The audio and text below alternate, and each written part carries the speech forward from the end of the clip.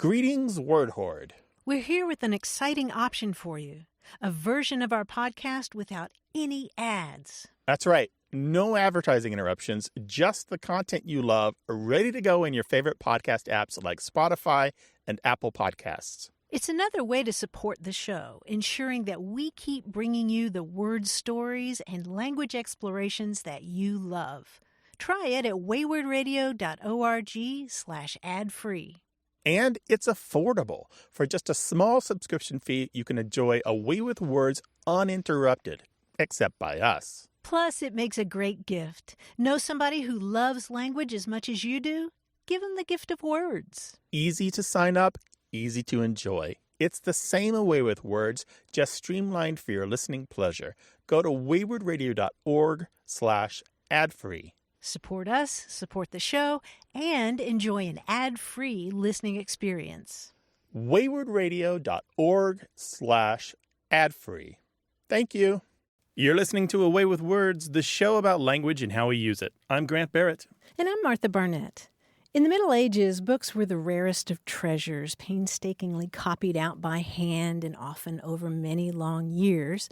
So how to protect these valuable works from theft? Well, one way was for medieval scribes to include a curse written on the colophon, that is either the first page or the last page, to warn away would-be thieves. Here's one: "May whoever steals me cease ever to have a moment's peace." They want to just haunt these people. Yes. And here's one that it's a 16th century translation of a similar inscription in a French book. "Whoever steals this book of prayer, may he be ripped apart by swine. His heart be splintered, this I swear, and his body dragged along the Rhine." That's for a book of prayer. Oh. Little cognitive dissonance there, right? I wonder if it rhymed in the French.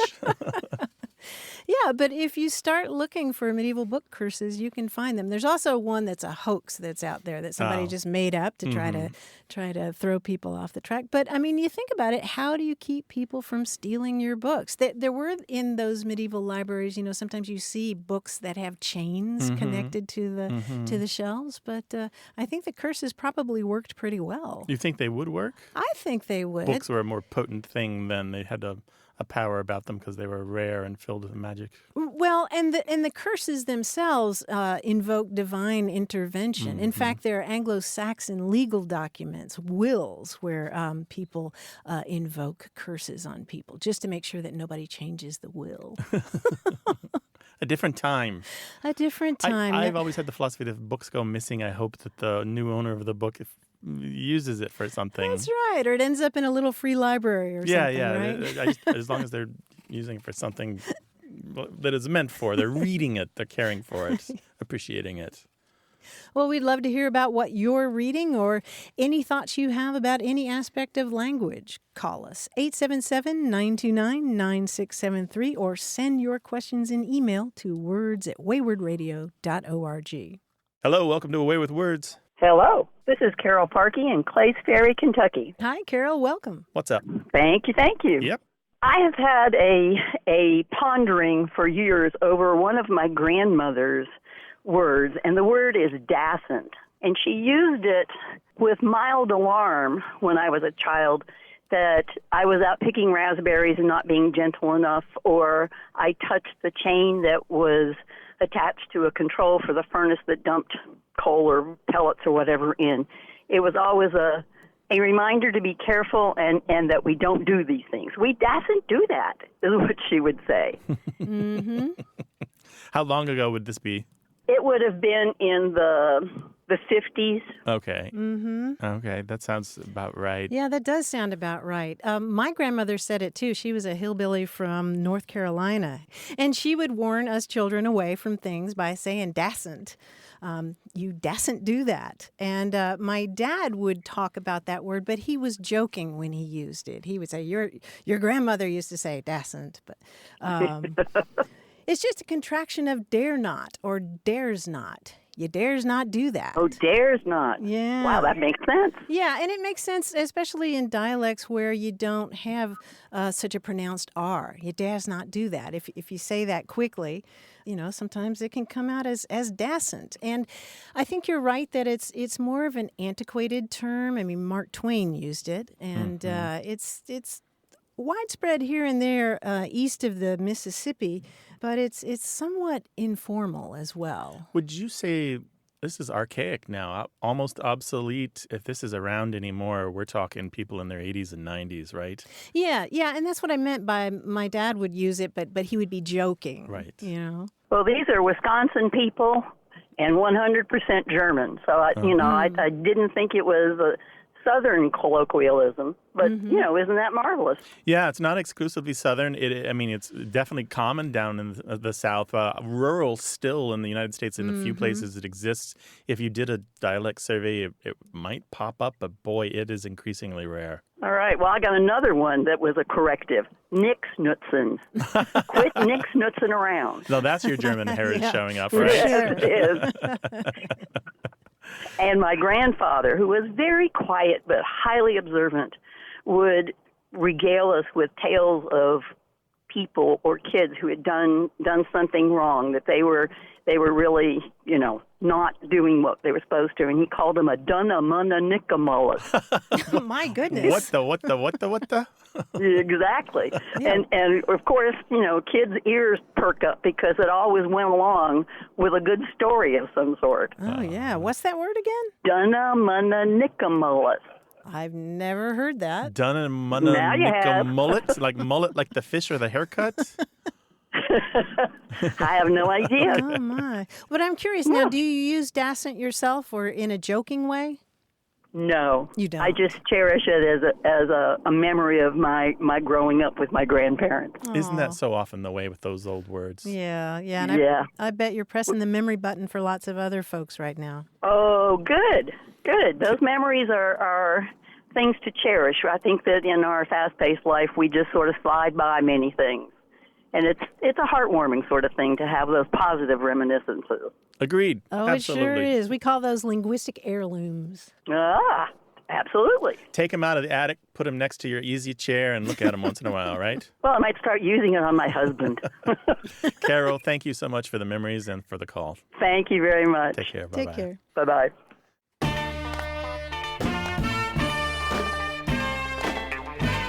We are still getting people's suggestions for new pangrams. Those are those sentences that include every letter of the alphabet at least once. And we heard from Lauren Crofts, who listens to us with her daughter Sinead in Perth, Western Australia. And Sinead is 11, and inspired by those pangrams we've been sharing, she came up with a couple of her own, and I really like them. This is a replacement for the quick brown fox jumped over the lazy sleeping dog. The fox sneezed quickly several times while eating strawberry jam pancakes. Perfect. I think that's much more vivid and evocative. She did have another one.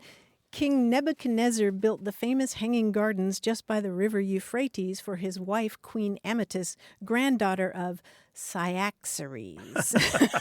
That last word is doing a lot of work.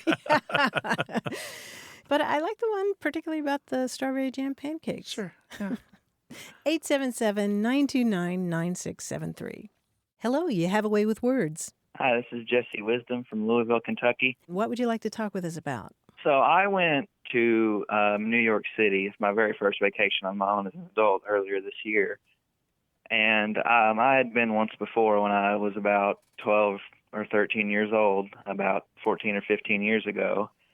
And when I went as a kid, I noticed, I'm from the country. I have a country accent. So people noticed that when I was a kid, and nobody said things like y'all. And people would ask where you're from, like, your accent's really heavy. But I went there this year, and I noticed when I was at a bar, the bartender said the word y'all, and I was just taken aback by it a little bit just because of the experience I had when I was a kid. And I said to her, like, y'all say y'all up here now? So I was just wondering how that got up to New York City from down here in the South. That's a great question. Do you think that perhaps she was reacting to your accent? No, she said, how are y'all doing, as we walked up to the bar. How about that? Turns out that there was a paper published on this exact topic in 2000 in the Journal of English Linguistics, written by Jan Tillery, Guy Bailey at the UT San Antonio, and Tom Weichel at Oklahoma State. And this paper points out that y'all has begun to leave the American South. And there's a reason for this. And I'm going to explain this. It's a little wonky, but I want you to bear with me. So we've got a couple of pronouns that are identical in English. They're you, Y-O-U. One of them is the second person plural. So you can say you, meaning a group of people. So you need to get on the bus, meaning a lot of people. And we can also say you need to get on the bus, meaning one person, right? The problem with this kind of confusion means that we've often sought another way to refer to multiple people in that direct address, right? So we sometimes will say, you guys need to get on the bus. And throughout the American North and the American West, most people, not all of us, say, you guys. But in the American South, what do we say? We say y'all or you all. Now, the problem with you guys is it sounds gendered. And as the years have gone on, a lot of people say, well, I don't want to say you guys because that sounds like it's just referring to men or boys. And I know that a lot of people say you guys to refer to mixed groups of men and women, or sometimes often actually you guys can refer to just groups of women. But I'd prefer to say something else. And they're casting around, looking at the dialects of American English. What else can I say? They're like, oh, I can just say y'all. And so y'all has popped up throughout the United States outside of the American South. Not hugely common, but it does show up again and again in linguistic surveys. In Boston and New York and Michigan and Chicago and California. So it is actually leaving the American South, and who knows what it will be in another 20 or 30 years. Okay. Pretty cool, right? Yeah, pretty cool. I had a theory about it too. With the rise, hip-hop and rap music is a lot more popular these days than it used to be, and the part of the AAVE is the word y'all, and that's really prevalent in a lot of this music that's more popular these days too.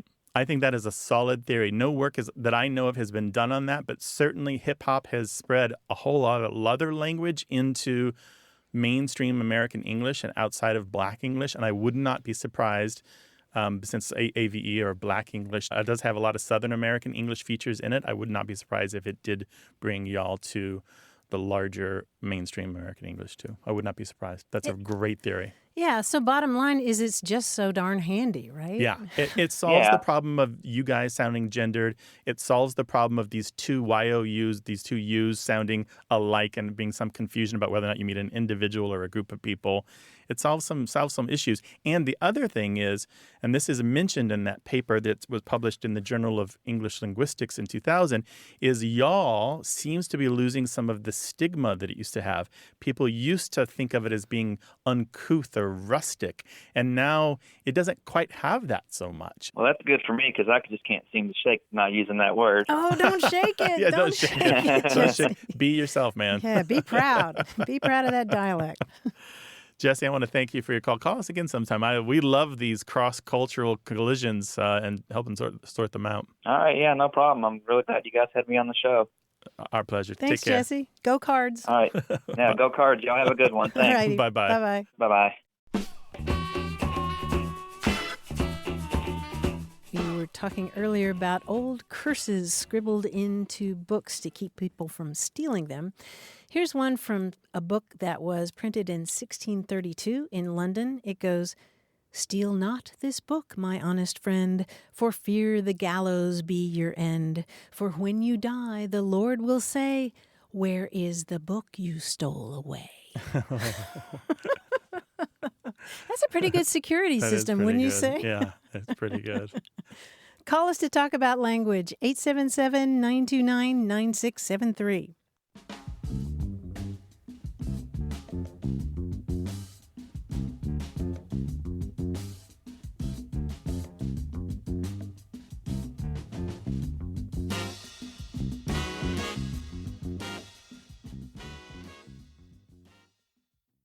Got a minute? We need your help. Head over to gum.fm/words and share your thoughts in our quick survey. Your feedback matters. It's the backbone of our show's success. Thanks for making our show even more successful. That's gum.fm/WORDS. Thank you. You're listening to Away with Words, the show about language and how we use it. I'm Grant Barrett. And I'm Martha Barnett, and joining us on the line from New York City is our quiz guy, John Chinesky. Hi, John. Hi, Martha. Hi, Grant.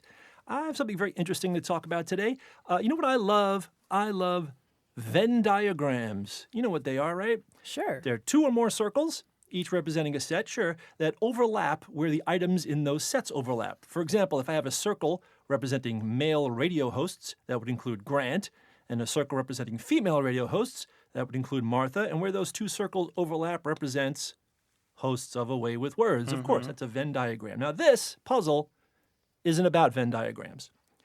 This is about diagrams that rhyme with Venn diagrams.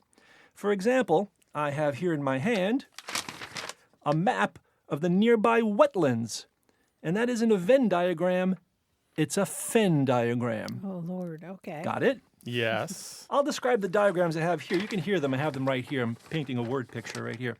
You just tell me what they are. Here we go. Now this is a floor plan of a specific room of a house.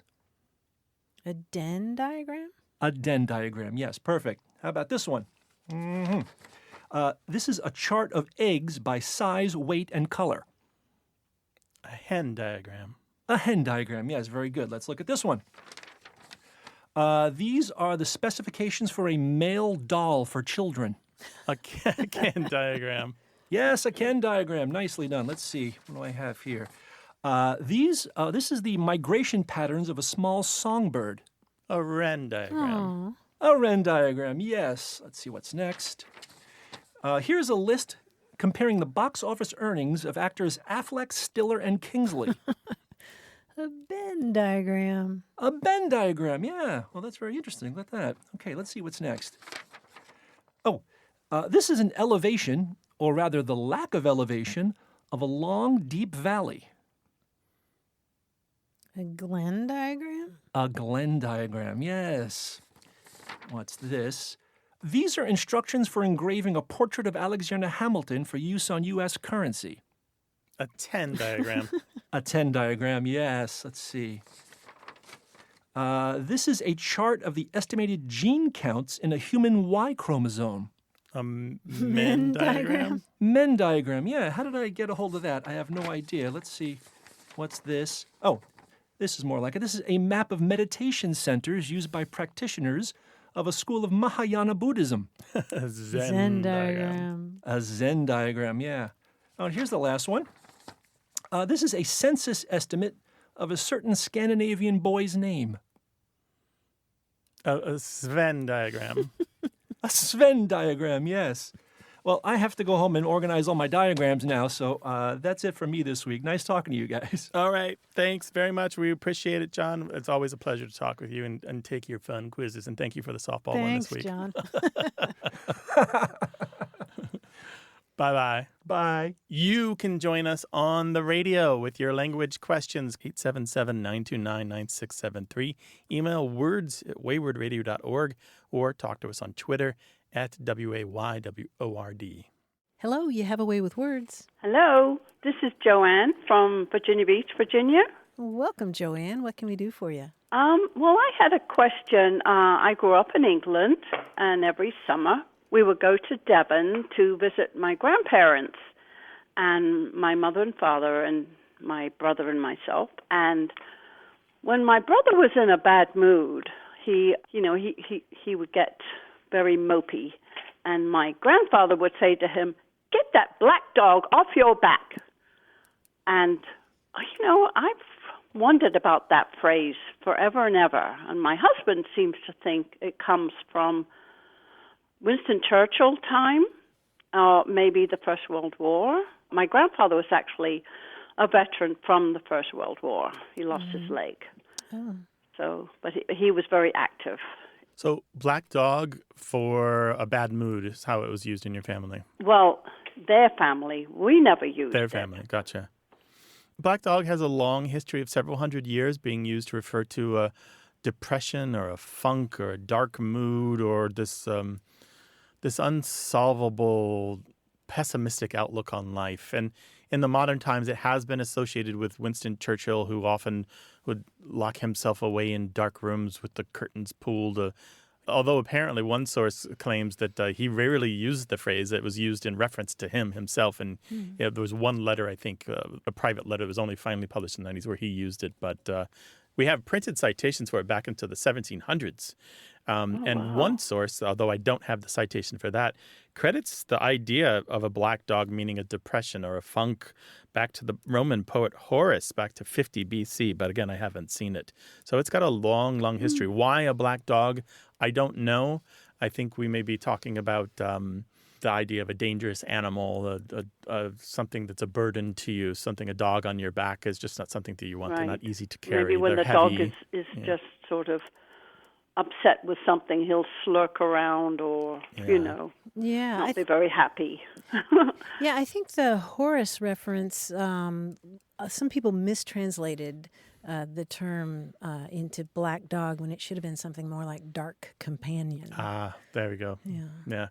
In any case, so it's got a couple hundred years. Yeah, so it's all about this depression. There have been a wide variety of films and books and poems and movies, and it's often a touchstone and throughout European culture, by the way, not just in English, throughout all the different languages of Europe. The black dog is often a character in folklore and mystery, and I think the Hound of the Baskervilles is an indirect reference to the idea of the black dog as a figure of fear and a figure of the ghostly things and the thin places of the world. As someone who used to live for many years with a black Labrador retriever, I think we need to stop and say black dogs can be great. They're the most difficult to adopt out from shelters, and black dogs can be fabulous. I've loved some black dogs in my life. Well, good. Well, thank you for sorting that out for me. Our pleasure, Joanne. Pass it on to the rest of my family. Call us again sometime, all right? All right. Thank you very much. Take care. Bye-bye. Thank you. Take care. Bye. Call us with your language question, 877-929-9673.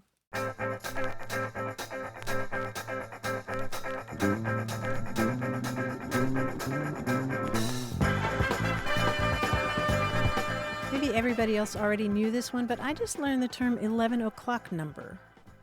Do you know this term? It's ringing a bell. Ringing a bell, vaguely in my aged brain. Yeah. The wrinkles are unwrinkling. Help me.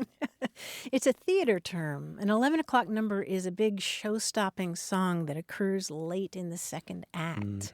And usually the protagonist has some kind of revelation or resolution. It's a turning point. And it's called an 11 o'clock number because it used to be that shows on Broadway started at 8:30, and about 11 o'clock, that's when the big song would be before the finale, usually. Gotcha. Perfect. 11 o'clock number. Yeah. So the number referring to the song is a number, right? The song, like in Hello, Dolly, the 11 o'clock number would be So Long, Dearie. So Long, Dearie. Gotcha. Okay. That's nice. And now shows start earlier. Exactly. Yeah. Thank so 11 goodness. o'clock number is like a 10. Yeah, something like that. Yeah. And our number is 877-929-9673. Call us to talk about language. Hi there, you have a way with words. Hi, this is Trevor Summers from Waxahachie, Texas. Hi, Trevor. Welcome. I have a question about reading a book. We all have books in our library that we value, that we treasure, that we like. What should I do if I'm reading one of these valuable books that I like, a book printed by a reputable publishing house, and I find a misspelled word?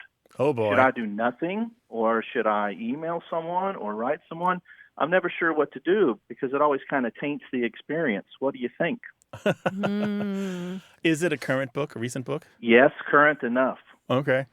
Are you sure it's misspelled? Yes, the word was returned. It was obviously misspelled, missing one letter. Oh, wow. The reason I asked is because there are a lot of variants. And as somebody who used to work in publishing, and dictionary publishing no less, a lot of times we got very furious messages from the public claiming that they'd found an error, and 99 times out of 100, it was not an error. It was just like, oh, yeah, there's a variant, British versus American or whatever, and you'd write them back and say, here's the evidence. Okay, so that's an error for sure.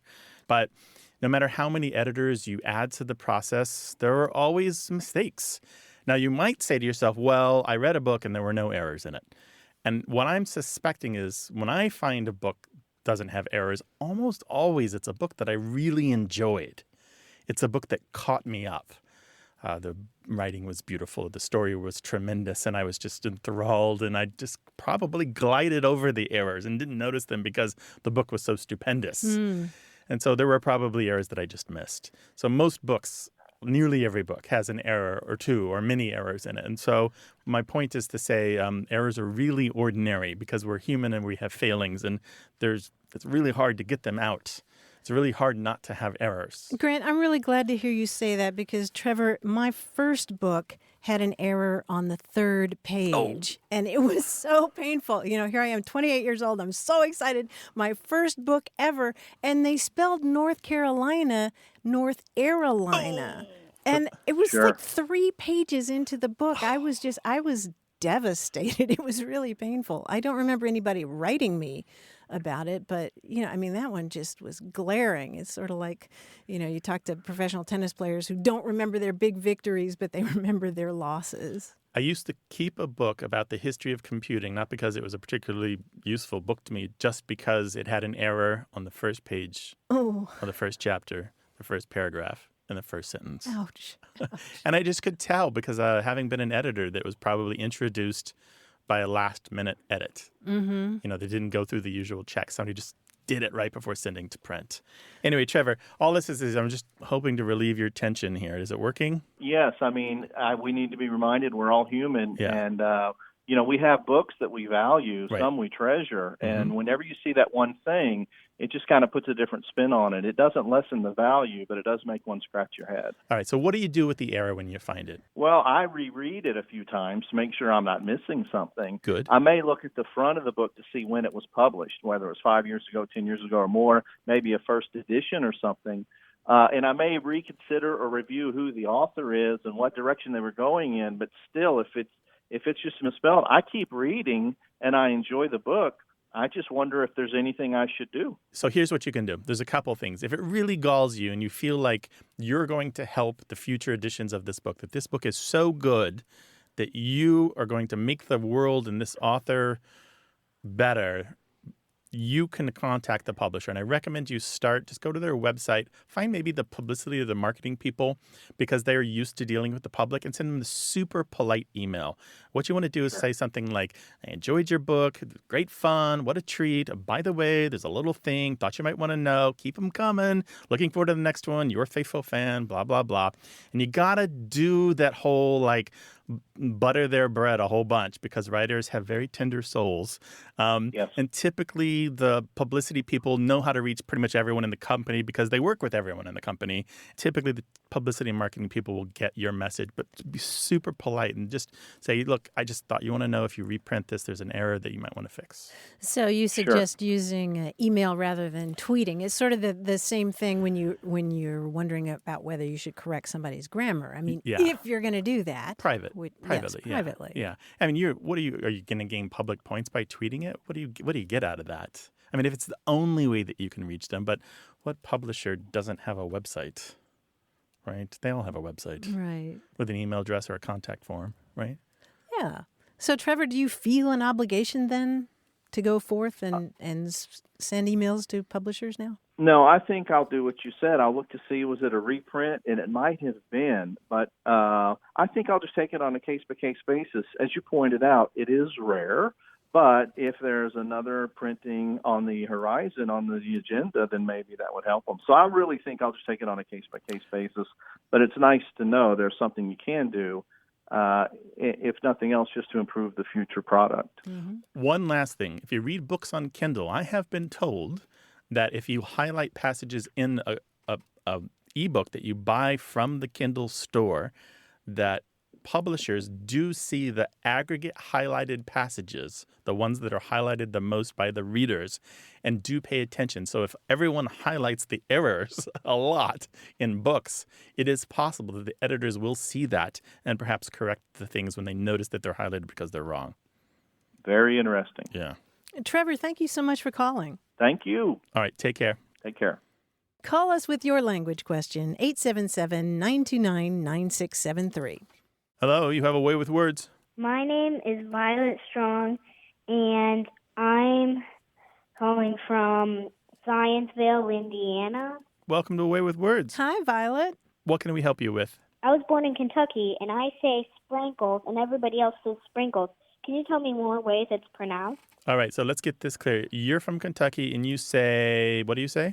Sprinkles. Can you spell that for me? Sprankles.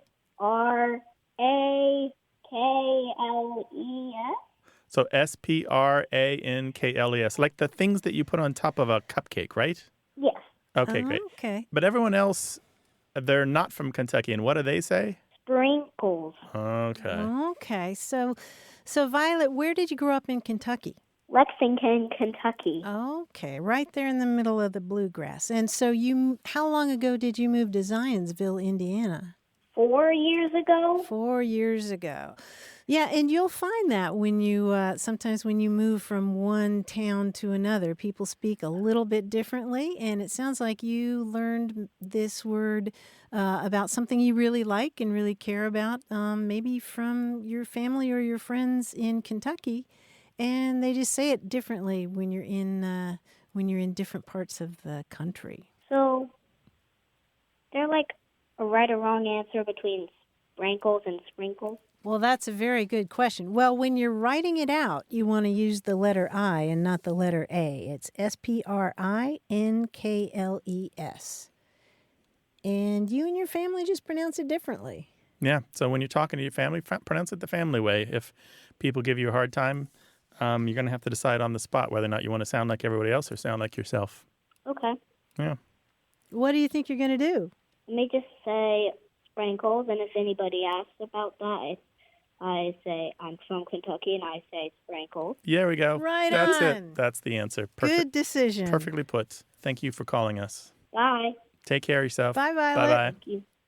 Well, Violet had the experience that a lot of our adult listeners have when they move across the country and they use a word or phrase, and they always, or almost always, call us and say, people looked at me like I had two heads. Yeah, she did cross a barrier there. I mean, if you Yeah. look at the dialect maps, she moved Right. from one dialect region to another one. It's Right. just a slow gradation there. Exactly. She didn't just cross the Ohio River. No, there's a thing that happened there. If you've had an experience like Violet's where you've moved across the country and used a word or phrase and people looked at you like you had two heads, we'd love to hear about it. So call us, 877-929-9673, or send your story to us in email. That address is words@waywardradio.org.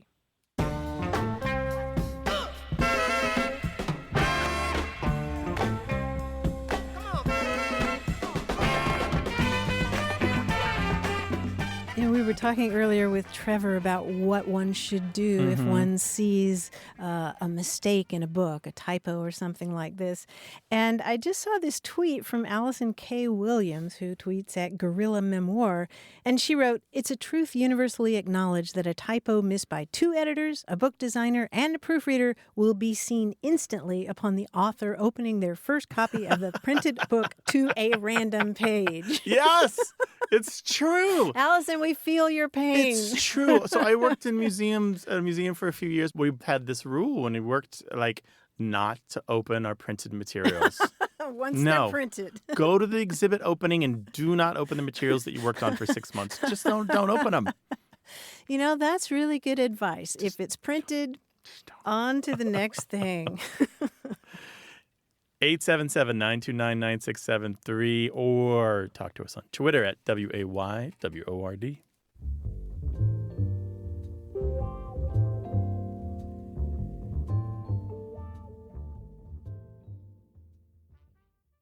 Hey, we've got something special for those of you who love our show but could do without the ads. That's right. Imagine a way with words, the same engaging conversations, the same deep dives into language without advertising interruptions. We're talking about our ad-free podcast feed. It's sleek, clean, and it's just for our supporters. It's at waywardradio.org/ad-free. It's inexpensive, easy to sign up for, and works with all major podcast apps like Apple Podcasts and Spotify.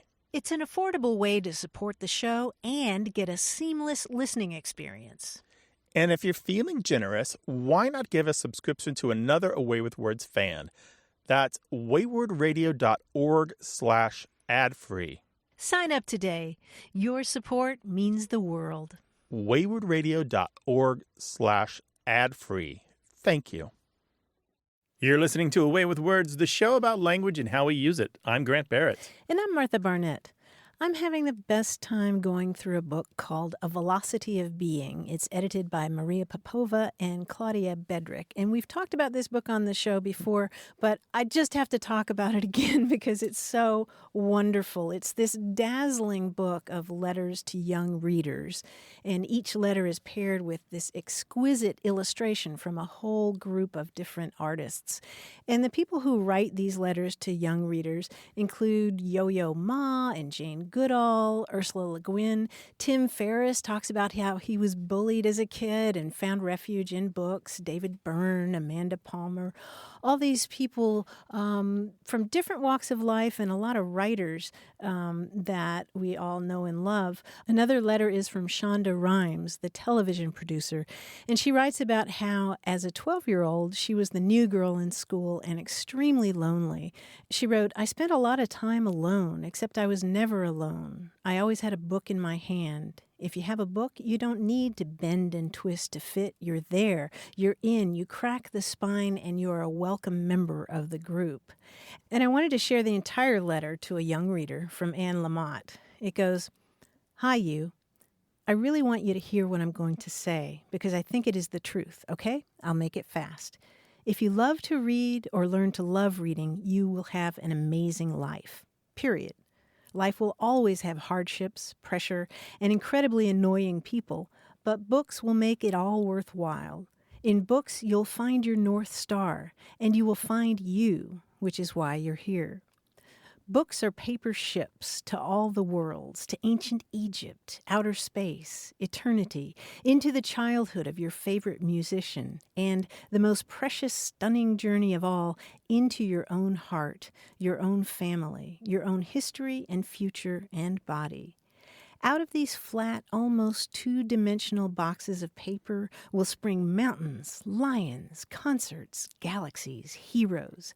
You will meet people who have been all but destroyed, who have risen up and will bring you with them. Books and stories are medicine, plaster casts for broken lives and hearts, slings for weakened spirits. And in reading, you will laugh harder than you ever imagined laughing. And this will be magic, heaven, and salvation. I promise. Okay? Deal? Love you, Anne Lamott." Oh, that's so nice. What I wouldn't have given at 10 or 11 to receive that letter from somebody like her. Right? Yeah. Yeah, I really think you would love this book. I would. And I should say that facing each page is a wonderful illustration. The one next to Anne Lamott's is by Andra Dezo, who is a Romanian artist, and it's really arresting. This is a gift book. I know we're going to give holiday gift book recommendations later in the year, but I just can't wait. It's called A Velocity of Being, and all the proceeds go to the New York Public Library System. Wonderful. 877-929-9673. Email words@waywardradio.org. Hi, you have a way with words. Hi, my name's Anna. I'm calling from the San Francisco Bay Area. Welcome to the show. What can we do for you, Anna? So my question is something that's been discussed in my family for a while. My sister, my mother, and I get made fun of for how we pronounce the word, what most people say measure, we say measure. And living in California, everybody I've grown up with who's noticed it has thought that we're the only ones who do that. But the other person who did it was my grandmother, who was from South Dakota. So we are wondering what the reason might be. Very interesting. That's a significant fact, the South Dakota, I think. Okay. Are there any other words that you pronounce differently than other people that you've noticed? Not that has been pointed out to me. How do you say pretty standard California English. How do you say Pleasure? Pleasure. Pleasure. You don't say pleasure? Right. How do you say MENU? Menu. Yeah, you don't say menu. Okay, interesting. You're not alone in this. There are bunches of people who say measure around the United States. It isn't very common, and I have not found any professional work that has been done on this pronunciation. Anecdotally, I have found a bunch of people have self-reported that they say it in parts of the Midwest, the western Midwest, including the Dakotas and Nebraska. But I've also found pockets of other people who report that they say it in South Carolina and Missouri and parts of California and other places. Okay. I've also found some evidence, recorded evidence, by the way, that some famous people have said it, including Thomas Edison. And really? significantly to me, anyway, is that I'm listening to old-time radio shows. The announcer for the Jack Benny Show, Don Wilson, says it. And I've listened to him say it for years. He would say measure, but he also says menu. And he's originally from Nebraska, which is not all that far from South Dakota. So I would not be surprised if your pronunciation of measure is something that you inherited from someone from South Dakota, and it's part of that regional feature. Now, it's just a guess. I can't prove it. We would have to do some professional field work to figure it out for sure, but that's my guess. Okay, very interesting. Somebody at work had mentioned that they thought that it was a Midwest thing, but I wasn't sure if it had something more to do with my grandma's Czech background or something more specific, but that's really interesting. Yeah, it's not that she's from the Czech Republic. And I want to be careful with the word Midwest because how we define the Midwest really varies in the United States. Some people think of Ohio as the Midwest, and some people wouldn't include the Dakotas.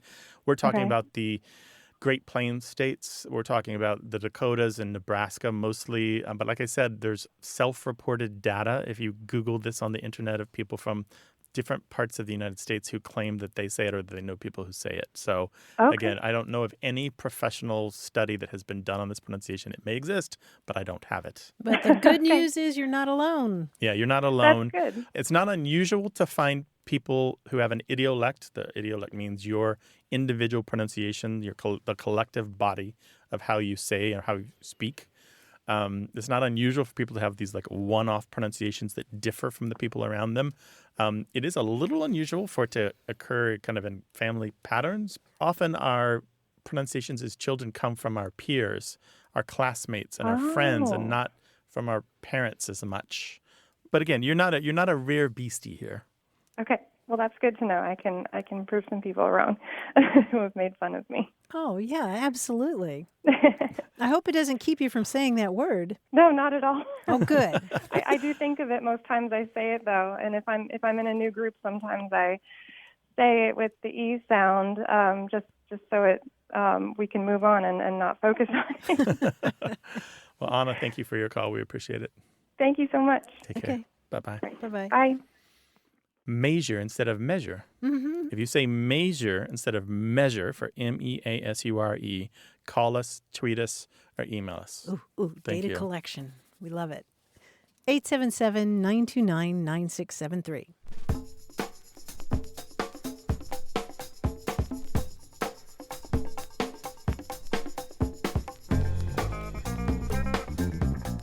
I was looking at an amethyst the other day, and I was thinking what a weird word that is, amethyst.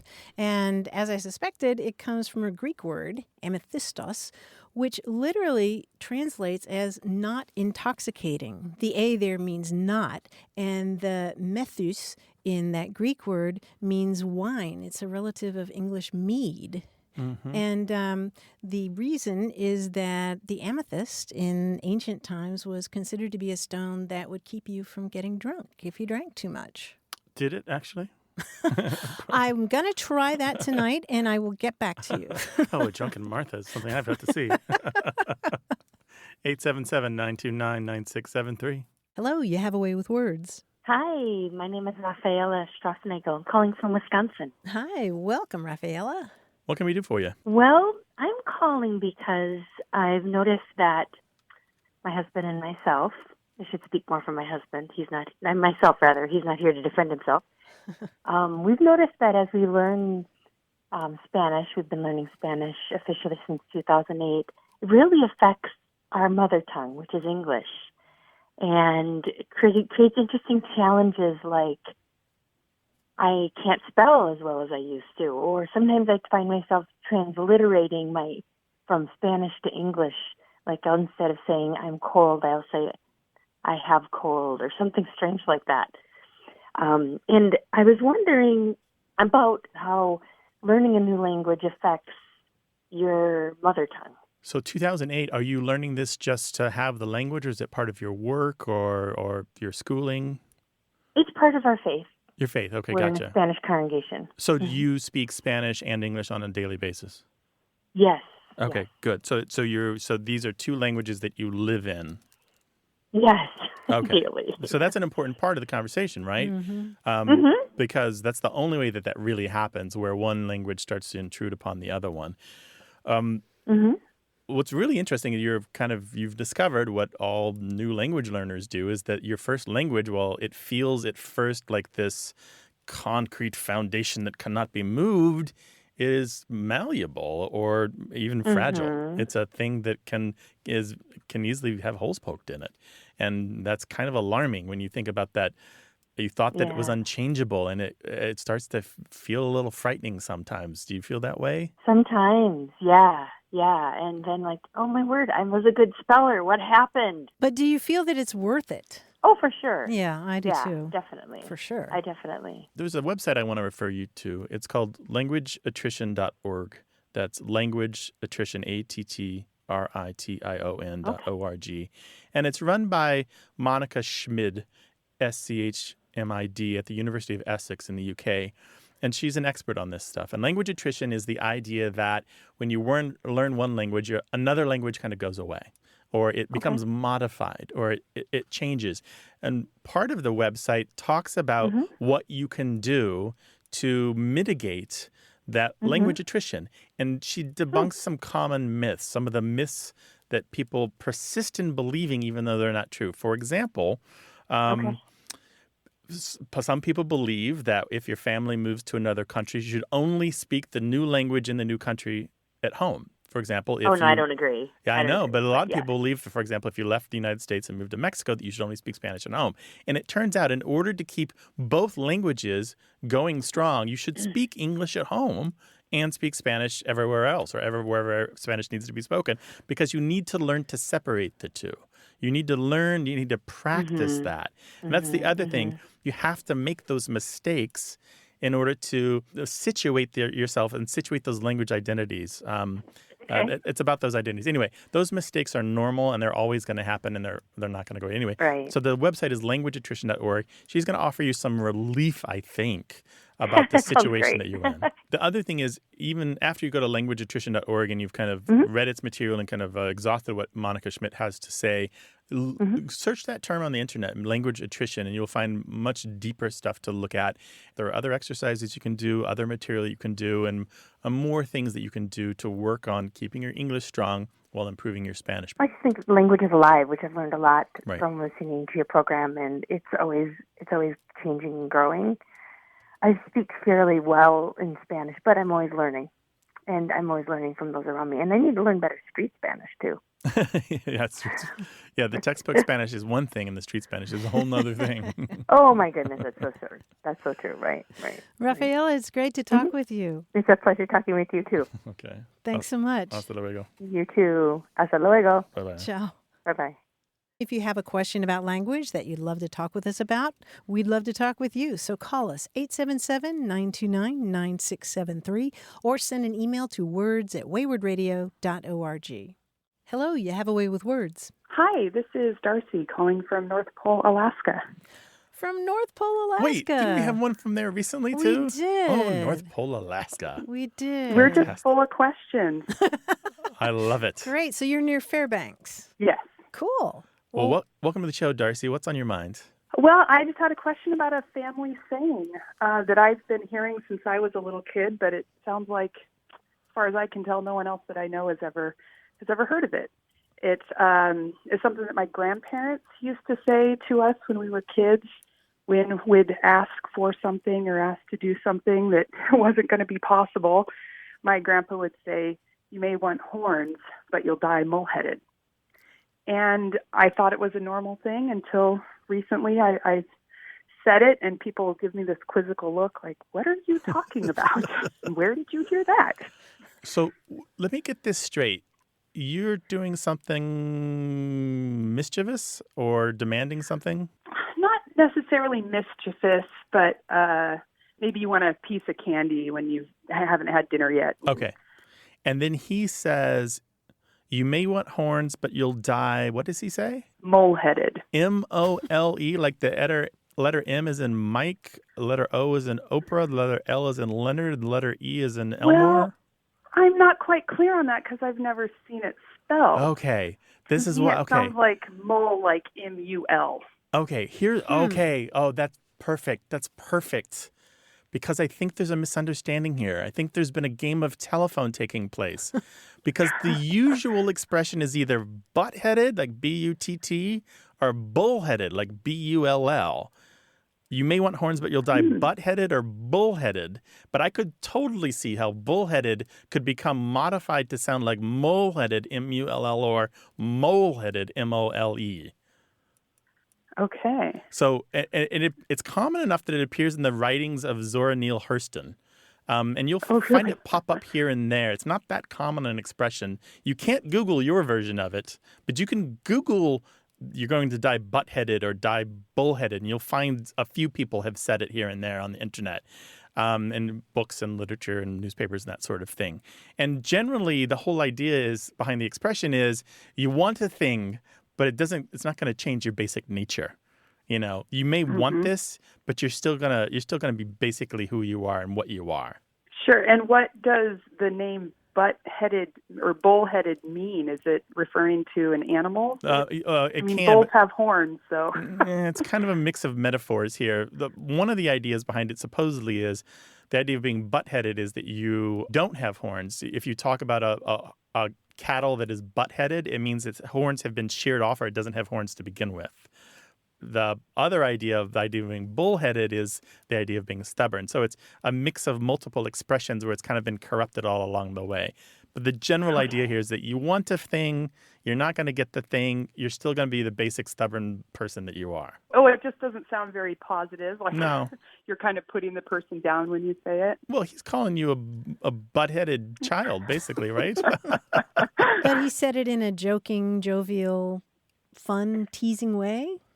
Yes, always. Okay. Affectionate. Yeah. Yes.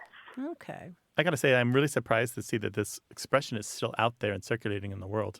Well, apparently only in our family. Yeah, it's never really been all that common. And I think these days the people who know it are the ones who know the Zora Neale Hurston literature and have read it and borrowed it into their own writing or into their own everyday language.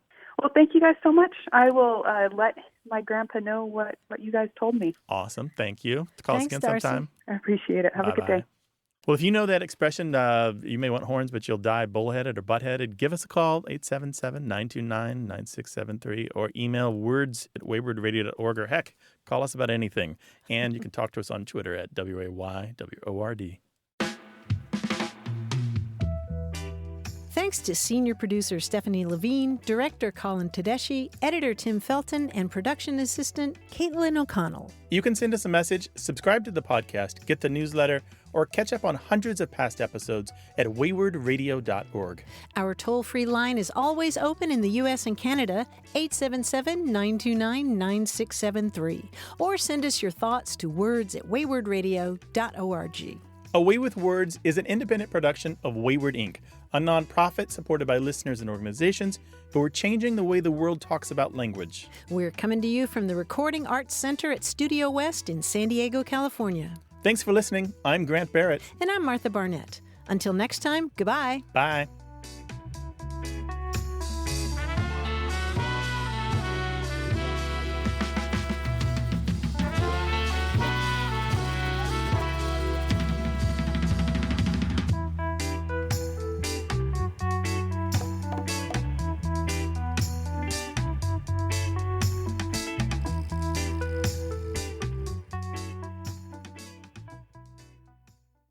Hey, listeners, we have a favor to ask. We'd love for you to fill out our listener survey at gum.fm/words. Your feedback is crucial. It's quick, and it helps us make our show even better. It shapes our show, helps us plan, and ensures we're bringing you the content you love. That's gum.fm/WORDS. Thanks for being a part of what we do. Thank you.